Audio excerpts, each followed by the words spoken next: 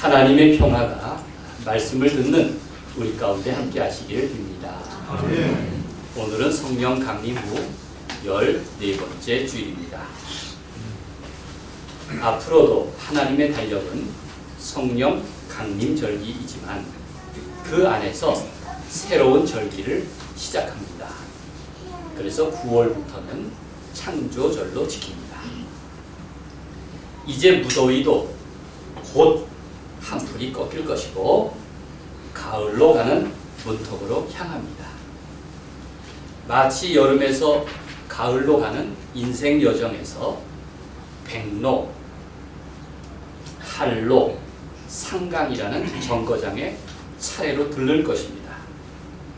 그리고 색동교회는 9월 첫 주일은 가족 예배를 드리며 또 성찬식을 합니다. 엊그제 소식 들으셨습니까? 제1동포에게 최고의 날이었습니다. 우리는 광복절을 보내면서 불편한 마음이었는데 얼마 후 동해 바다를 건너온 뉴스는 참 즐거웠습니다. 다 아시죠?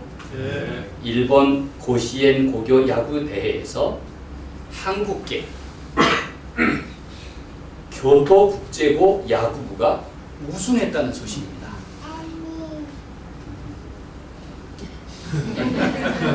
아니라고? 무려 3,700개 일본 고교 야구부들이 그들이 전국 도와 현에서 지역 예선을 거쳐 올라오는데 그렇게 참여한 49개 팀 가운데 토너먼트 승부에서 우승한 겁니다. 대단한 일이죠. 더 놀라운 것은 그 학교 전교생이 157명인데 남학생 68명이 중학생들도 있습니다. 68명이 전원 야구부입니다. 교토국제고 야구부가 우승한 것은 마치 이현세의 공포의 외인구단과 같이 정말 만화 같습니다. 이 학교는 1947년 교토 조선중학교로 시작했는데 해방 직후에도 계속된 서름과 차별을 극복하기 위해서 제1동포들이 세운 학교입니다. 그때는 이 땅에 정부도 없었습니다. 무려 6차례나 고시엔 야구장에 한국어 교가가 울려 퍼졌습니다. NHK 생방송으로 전국에 중계되었습니다. 교가 내용이 마치 애국가를 듣는 것 같습니다. 제가 검색을 해서 1절 가사를 소개해 드리겠습니다. 동해 바다 건너서 야마토 땅은 거룩한 우리 조상 옛적 꿈자리 아침 저녁 몸과 법 닦는 우리의 정다운 보금자리 한국의 학원. 이게 1절입니다. 제1동포는 제조국 제나라에서 보금자리를 잃은 사람들입니다. 그리고 두 번째 삶의 자리인 일본의 터를 잡았습니다. 인생 순례자로서 참 고달픈 역정을 살았습니다. 한반도에 사는 저도 국제교토고의 성취가 감격스러운데 제1동포들의 가슴은 얼마나 벅차고 또 미어졌을까요? 성경은 그런 디아스포라를 이렇게 비유합니다. 잠언 27장 8절입니다. 고향을 떠나 유리하는 사람은 보금자리를 떠나 떠도는 새와 같으니라. 보금자리를 떠난 새처럼 그들은 그렇게 살았습니다. 시편 84편은 명절에 예루살렘을 순례한 사람의 드높은 기쁨을 담은 노래입니다. 보금자리를 떠나 떠돌던 사람이 하나님의 집을 찾아가는 일은 얼마나 아름답습니까? 그 기대와 설레임이 클 것입니다. 초막절에 예루살렘을 순례한 순례자의 환희는 이렇게 노래합니다.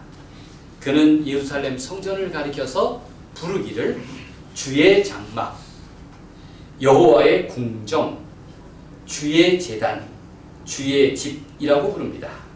이렇게 다양한 표현을 사용하는 까닭은 그의 마음이 얼마나 감동적인가라는 것을 이해할 수 있습니다.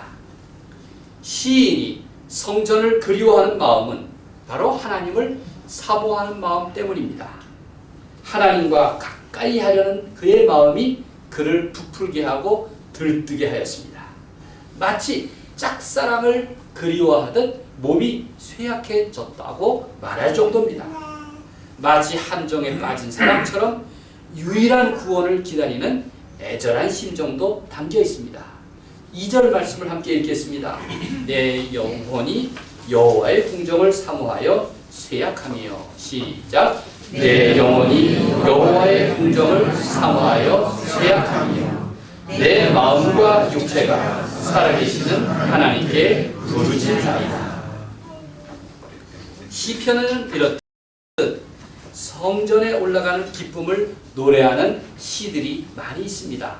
특별히 시편 120편부터 134편까지 15개의 시 묶음을 순례자의 노래라고 부릅니다. 성전을 사랑하는 이 시들은 성전 때문에 내가 내 가정을 사랑하고 내 민족을 사랑하고 내 인생을 더욱 사랑하게 되었습니다. 이렇게 고백합니다. 예배자들의 삶이 그를 새롭게 하고 즐거움을 주고 하나님과 동행하게 하는 것입니다. 그런 복된 예배자가 되시기를 바랍니다. 여러분 기억하십니까? 이 시편 84편은 꽤 오래전에 우리 색동교회가 모두 단 한 사람도 예외 없이 암송하려고 애쓴 말씀입니다. 애쓴, 거기에 강조점이 있습니다. 우리 색동교회 색동가족을 고전가족과 현대가족으로 나눌 수 있다면 이 시편 84편을 읽으려고 애썼느냐 아니면 아직 그러지 않았느냐에 분기점이 있다고 생각합니다. 아마 많은 분들이 시편 84편을 암송하려고 애쓰지 않은 모양입니다. 연합속회에서 이 5개의 시편을 암송해서 속별로 경쟁한 적도 있습니다. 5개 시편을 다 줄줄이 암송한 분도 있었습니다. 기억이 아슴아슴합니다. 다시 한번 해야 될 것 같습니다. 그중 84편은 성전을 사모하는 마음으로 가득합니다. 나의 왕, 나의 하나님, 만군의 여호와여. 3절을 함께 읽겠습니다. 시작. 나의 왕, 나의 하나님, 만군의 여호와여. 주의 제단에서 참새도 제집을 얻고 제비도 새끼둘 보금자리를 얻었나이다. 시인의 표현에 따르면 성전은 제비가 보금자리를 지을 만큼 그런 편안한 장소였습니다. 누구나 의지하고 도움을 얻을 만한 그런 인생의 보금자리 같은 곳입니다.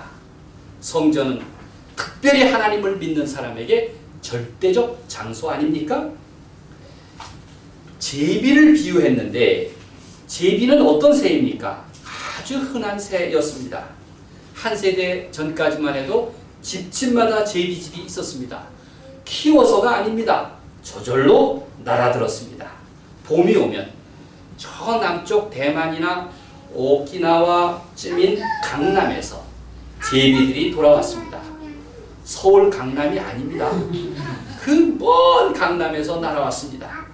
그리고 처마 아래 흙과 지푸라기를 물어다가 새 집을 짓고 어느샌가 알을 까고 제비 가족을 거느렸습니다. 저희들은 어린 시절 어미 제비가 새끼들에게 먹이를 물어다 주는 광경을 마치 요즘 애들 유튜브 보듯이 가까이 보면서 살았습니다. 요즘 아이들에 비해서 훨씬 행복했습니다. 이제 보기 어려운 풍경이 된 것이 정말 아쉽습니다. 기후환경과 생태계에 무슨 문제가 있는지 요즘은 제비가 안 날아옵니다. 오죽하면 제비집이 어느 서울에 있는 식당 처마에 보금자리를 짓고 5마리 새끼에게 먹이를 물어다 주는 장면이 뉴스까지 등장했습니다. 그만큼 화제가 될 만큼 희귀새가 된 것입니다. 성전에 찾아온 순례자는 그런 눈으로 성전 벽에 깃들어서 보금자리를 만들고 드나드는 새들을 바라봅니다. 아, 성전 벽에도 제비가 보금자리를 들었구나. 나도 성전에서 편안한 삶의 보금자리를 마련해야지 하는 마음일 것입니다. 우리도 하나님의 집에서 참 안식을 얻을 수 있습니다. 참새와 제비처럼 하찮은 미물도 안식을 얻을 수 있는 곳이 성전인데, 하물며 하나님의 백성에게 하나님 아버지는 얼마나 따뜻한 위로를 주실까? 그런 고백이 오늘 시편에 담겨 있는 것입니다. 인생 순례자인 여러분도 하나님의 성전에서 하나님과 평생 동행하는 길에서 그런 진정한 위로와 주님의 평화를 맛보시기를 간절히 소망합니다. 아멘. 지난 주간에는 각종 사건, 사고로 흉흉했습니다. 울산에서는 물 위로 차가 둥둥 떠다니고, 부천에서는 호텔에서 불이 나고, 안산에서는 새벽에 인력시장 자동차가 추돌사고를 내며 많은 사람들이 정말 아까운 생명을 잃었습니다. 코로나가 다시 극성을 부리고 병원 응급실은 환자 받는 일을 주저하고 있습니다. 앞으로 의료 대란이 일어날 것이 분명합니다. 여러분 정말 몸조심하면서 지내십시오. 계속 그렇지는 않겠지만 당분간은 그러시라는 말입니다. 마치 세상이 목적지를 잃은 것 같습니다. 이렇게 위험하고 흔들리는 사회에서 사람들이 묻습니다. 과연 쉴만한 물가가 어디입니까? 과연 쉴만한 물가가 어디입니까? 세상살이에 지친 사람들은 과연 어디에서 위로를 구합니까? 잠시 현실을 잊을 수는 있겠지만 어디간들 편안할 수는 없을 것입니다. 그래서 시편은 말합니다. 너희는 하나님이란 목적을 잊은 채 다른 엉뚱한 것을 목적지로 삼아 살고 있지는 않은가? 그것이 방황이라는 것을 기억하는가? 명심하라고. 하나님을 의지하려는 그 가난한 마음이 가장 소중한 목적지요, 가장 빠른 지름길이라는 것을 그렇게 말씀하고 있습니다. 시인에 따르면 성전으로 나온 사람은 이 세상에서 가장 행복한 사람이라고, 하나님의 성전에서 사는 그 사람은, 제단 가까이에 사는 그 사람이야말로 가장 행복한 사람이라고 그렇게 부러워하고 있습니다. 4절 말씀을 계속 읽겠습니다. 주의 집에 사는 자들은 시작. 주의 집에 사는 자들은 복이 하니 그들이 항상 주를 찬송하리이다. 그러니 시인은 바로 우리를 향해서 내 일상 속에서 하나님께 나아가라고, 무엇보다도 하나님을 우선하여 살라고 권하는 것입니다. 인생길에서 무거운 멍에를 맨 사람들, 마음이 크게 상해 눈물 골짜기를 이룬 사람들, 그런 사람에게 무엇보다 하나님의 은혜를 사모하라고, 하나님이 은총을 베푸시는 분이라고 그렇게 말씀하고 있습니다.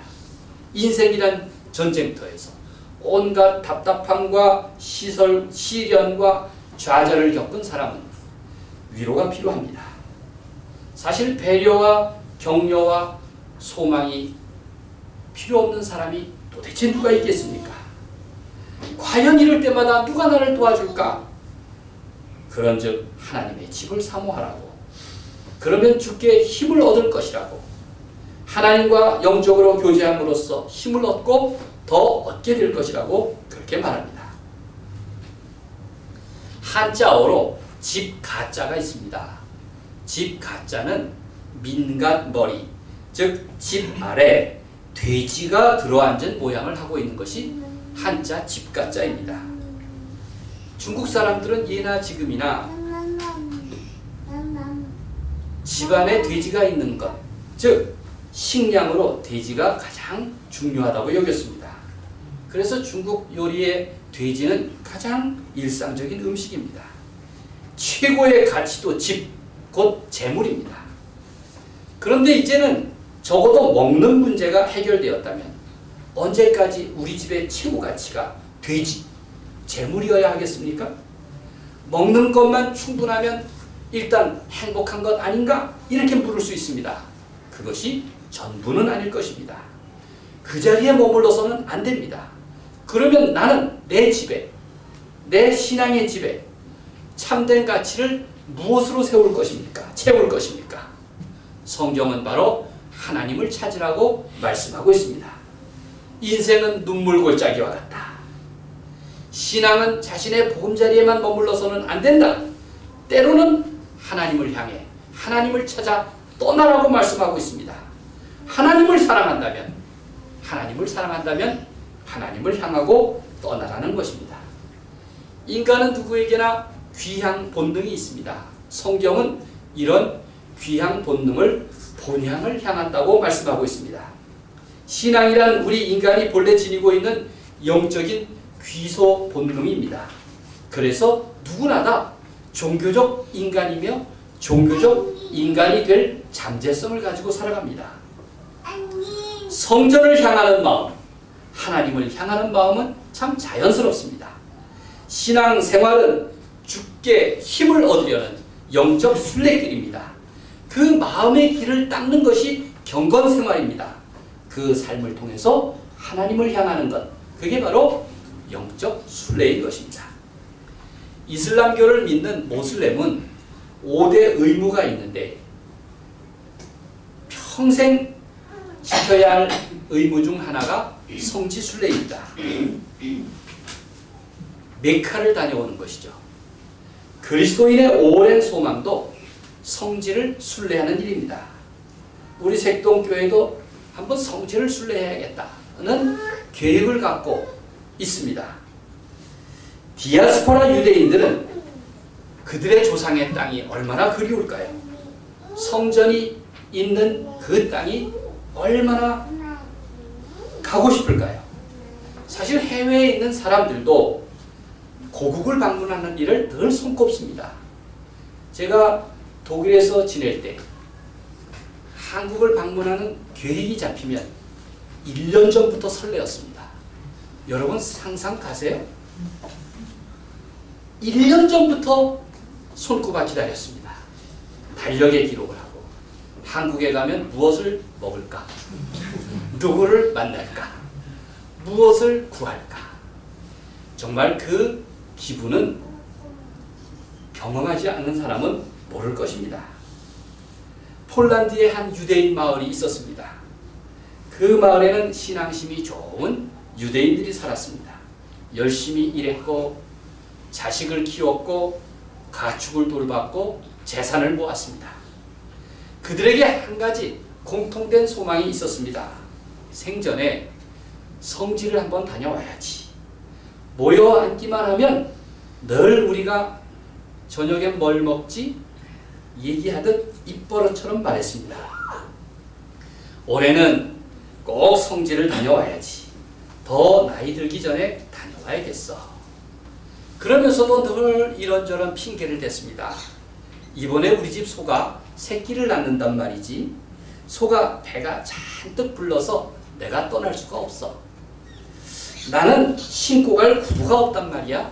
구두만 장만하면 더 이상 미루지 않을 거야. 난 성지순례를 가면서 그냥 갈 수는 없지. 멋진 노래를 부르면서 가야지. 그런데 내 기타줄이 끊어졌어. 기타줄만 갈면 떠나야지. 이런저런 이유를 대면서 아무도 성지를 떠날 생각이 없었습니다. 그런데 얼마 후 독일군이 마을에 들어와 유대인들은 모두 집단 수용소로 가야 했습니다. 저마다 끌려가면서 이런 얘기를 합니다. 우리 집 소가 새끼를 계속 낳는데도 나는 성지순례를 떠나지 않았어. 그때 충분히 갈 수 있었는데. 난 구두가 없다는 핑계로 가지 않았지. 고무신을 신고서라도 갈 수 있었는데. 난 기타 핑계를 댔어. 기타 줄이 없으면 성지순례를 갈 수 없는 것처럼 말했지. 그냥 노래만 부르면서 갈 수도 있었거든. 그들은 다들 입을 모아 말했습니다. 그때 갔어야 했는데. 그때가 써야 했는데 순례는 하나님 앞에서 자신을 내려놓고 철저하게 하나님의 길에 동행하는 행위입니다. 내 일, 내 책임, 내 경제적인 염려, 내 두려움까지도 모두 잠시 내려놓을 수 있는 것입니다. 인생 순례자인 우리가 드리는 기도는 바로 영적인 순례입니다. 그 시간만큼은 하나님 앞에 다 나를 내려놓고 맡기는 것입니다. 우리가 하나님께 기도할 때 두려워하고 염려하면서 기도하더라도 기도 중에 우리는 하나님께 의지하고 맡길 수 있습니다. 내 생각을 잔뜩 움켜쥐고 어떻게 기도할 수 있겠습니까? 제대로 기도할 수 없습니다. 그렇기 때문에 우리는 기도하는 순간 마음의 평안을 얻을 수 있습니다. 그런 기도자가 되기를 바랍니다. 8절에서 순례자는 귀를 기울이소서, 9절에서 얼굴을 살펴보옵소서 이렇게 끊임없이 요청합니다. 내가 인생 순례자라면 여러분 영혼의 순례를 계획하십시오. 5절 말씀처럼 그 마음에 시온의 대로 고속도로를 닦으십시오. 하나님을 향하는 전용 도로가 여러분의 기도 속에 있기를 간절히 바랍니다. 5절 말씀을 계속 읽겠습니다. 주께 힘을 얻고 시작. 주께 힘을 얻고 그 마음에 시온의 대로가 있는 자는 복이 있나이다. 마틴 루터는 그 마음에 시온의 대로가 있는 자는 복이 있다라고 해서 그 마음의 시온의 대로를 마음에서 우러나 주님을 향하는 사람, 그걸 시온의 대로라고 번역했습니다. 루터는 예루살렘 순례를 바로 인생 순례로 이해한 것입니다. 하나님과 동행하는 삶은 얼마나 기쁩니까? 10절은 이렇게 말합니다. 주의 궁정에서 한 날이 다른 곳에서 첫날보다 나은즉 악인의 장막에서 사는 것보다 내 하나님의 성전 문지기로 있는 것이 좋사오니. 이렇게 첫날과 하루, 악인의 장막과 성전 문지기, 이렇게 양극단을 대조하고 있습니다. 천일과 악인의 장막은 편안하고 호사롭고 당장 만족스럽다는 것을 말합니다. 그러나 하루와 성전 문지기는 초라하고 보잘것없어 보입니다. 그러나 시인은 단호하게 말합니다. 나는 차라리 하루를 택하겠다. 나는 차라리 문지기가 되는 것을 택하겠다. 호화로운 장막의 주인으로 사는 것보다, 천일을 사는 것보다 하나님의 집의 문지기요 파수꾼이 되고 싶다고 그는 당당하게 말합니다.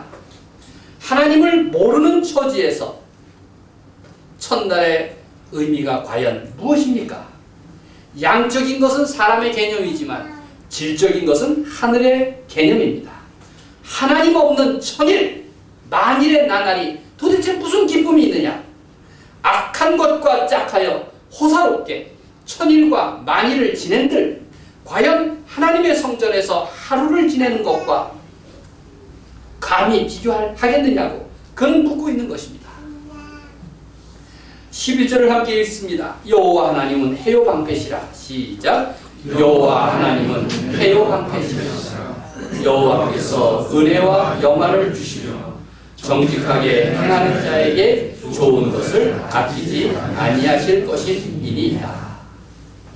해와 방패는 하나님이 내 삶의 근원이 되시고 보호자가 되심을 고백한 것입니다.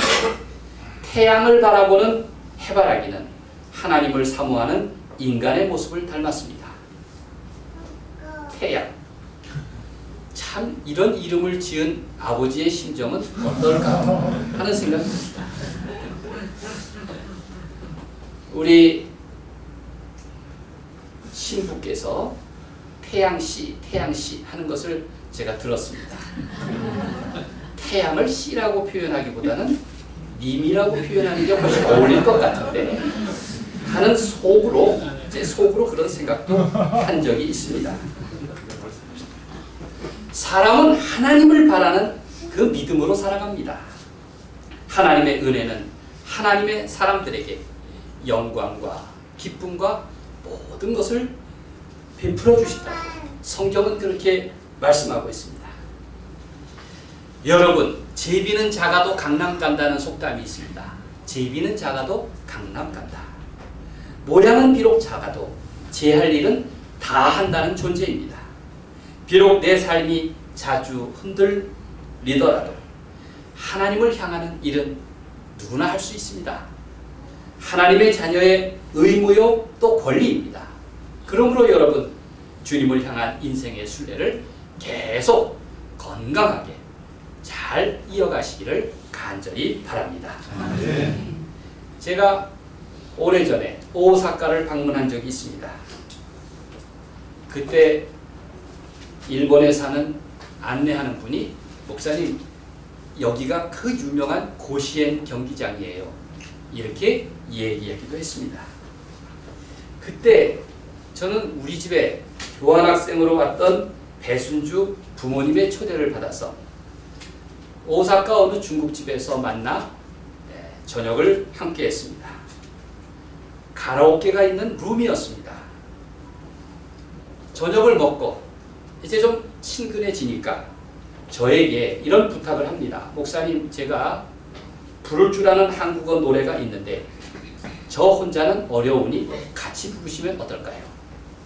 그래서 같이 불렀습니다.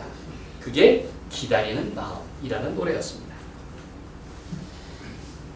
그분은 자기는 1980년에 한국에 방문할 기회가 있었다고 했습니다. 저보다 한 살 위니까 꼭 20살 때입니다. 그런데 한국에 정변이 일어나서 한국을 방문하지 못했는데 지금껏 한국을 찾아가지 못했습니다. 저하고 뭔가 통한다는 얘기를 하는 것 같았어요. 제가 그때 한국을 방문했으면 내 인생이 어떤 변화가 있을까요? 내 인생에 어떤 변화가 있었을까요? 그래서 이번에 순주를 꼭 한국으로 보내고 싶었습니다. 순주가 돌아와서 잘 하지 못하는 한국말로 하루 종일 한국에 대해서 이야기했습니다. 제가 얼마나 기뻤는지 모릅니다. 이렇게 말하는 거예요.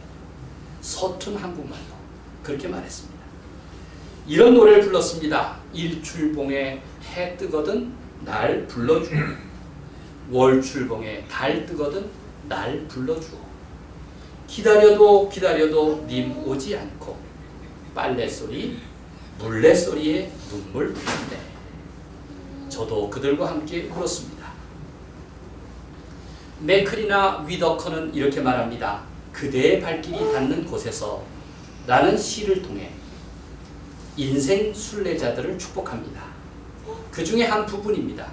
그대의 모든 목적이 하나님 마음속에 둥지를 틀기를, 삶의 동심원이 길 가는 내내 그대를 에워싸기를, 깨어진 세상이 그대 어깨 위에 목마를 타기를, 그대 영혼의 배낭에 그대의 기쁨과 슬픔을 지고 가기를, 그대가 온 세상 모든 기도의 고리들을 기억하기를.